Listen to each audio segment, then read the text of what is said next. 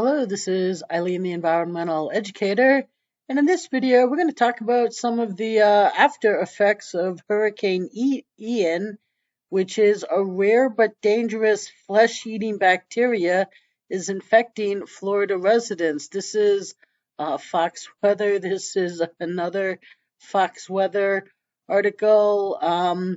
Yeah, flesh-eating bacteria threatens Florida following Ian. Then this is a Time article, and that Time article is the exact same as this article on PBS, but the same headlines, and then on Strange Sounds. So this right here is just the consequences of that flesh-eating bacteria, and it says that officials say storm surges and subsequent flooding led to a spike in a potentially deadly infection caused by Vibrio, Vibrio, Vinficus, Vulnificus, a species of bacteria found in warm, brackish water that typically comes in contact with humans through raw or undercooked seafood. It can also enter the body through cuts and open wounds and can cause skin infections that may be life-threatening, according to the Centers for Disease Control and Prevention. So what's happening is all these people that are out doing rescues, and are still working in all this brackish stormwater, their cuts and wounds are coming into contact with this bacteria. And it says here that this flesh-eating bacteria um, can cause tissue breakdown and at times require amputation to prevent further spread. Yeah, I mean, people do this flesh-eating bacteria. If you search it, they people have to get amputated quite often just to stop the spread of it. And it says people with weakened immune systems, especially those who suffer from chronic liver disease, who take immunosuppressant medication, are at particular risk of developing serious complications from an infection with, however you say that, let's just call it the flesh-eating bacteria, according to the health department. And this article says if it enters the bloodstream, the bacteria can cause sepsis, which is an infection which happens when an infection triggers an extreme immune response that leads to organ failure and sometimes death. So this is a pretty serious condition if you've ever heard of it. It makes the news every so often. And now it's happening down here in Florida where Ian hit. And so this is Fox Weather, which says that parts of Florida hit hardest by Hurricane Ian are seeing nearly double the normal number of infections from a flesh-eating bacteria that thrives in brackish water. It says that the bacteria population increases during the warmer summer months and may also see a boost in sewage spills into coastal waters as it did during Ian.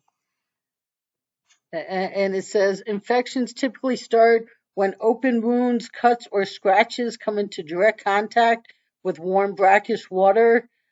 Skin breakdowns and ulcers can follow. And this Fox article says severe illness from the flesh-eating bacteria infections is rare. This is the first time the number of cases in Florida has risen above 50 since 2008, when the Florida Department of Health began reporting data on the infections. And this article, too, warns about people with weakened immune systems or chronic diseases, and, it makes them more susceptible to it. It says that those who do come in contact with floodwaters should immediately wash and clean all wounds, and you should seek medical care if infections show signs of infection, such as redness, oozing, or swelling. And it says that usually the flesh-eating bacteria population shrinks in late October when Florida's hot weather wanes. In this second Fox Weather article, the second one right here, it says that they also saw this after Hurricane Irma. And here, right here, is a picture. A teenager contacted the bacteria after cutting her leg on vacation.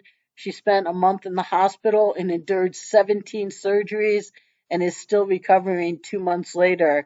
I'm not sure that's because of the hurricane, but that's just, that's a healthy 17-year-old girl who is 17 surgeries and still 2 months later trying to recover from this very powerful bacteria. So this year, the state reported 11 deaths out of 65 cases in Lee County alone, where Ian made landfall.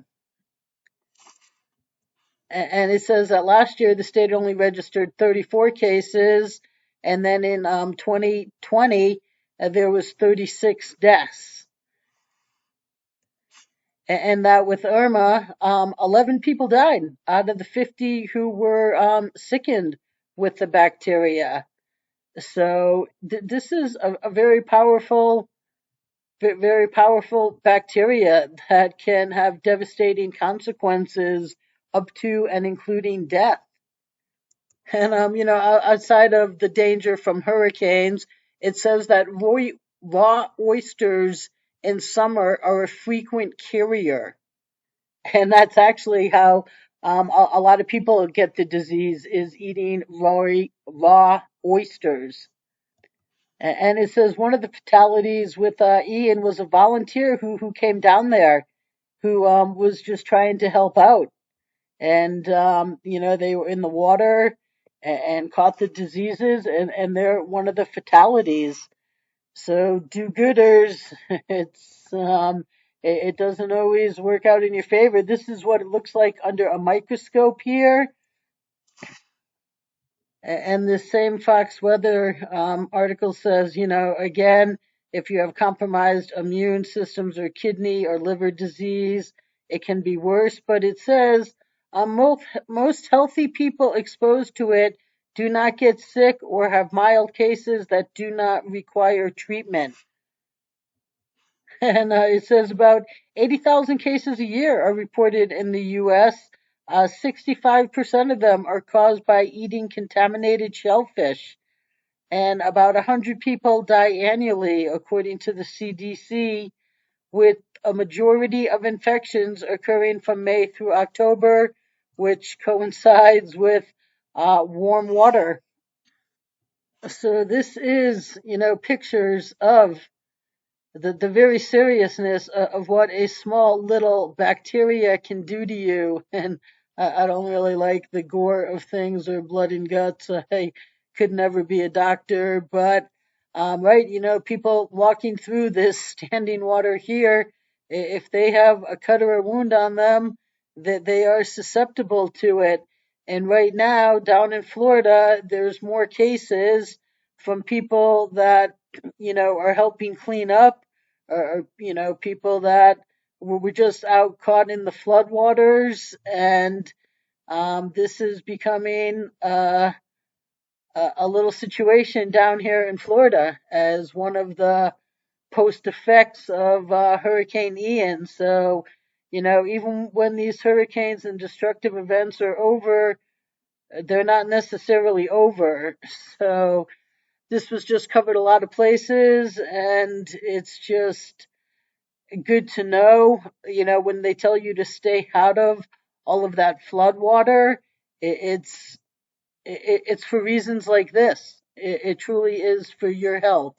So stay tuned, people.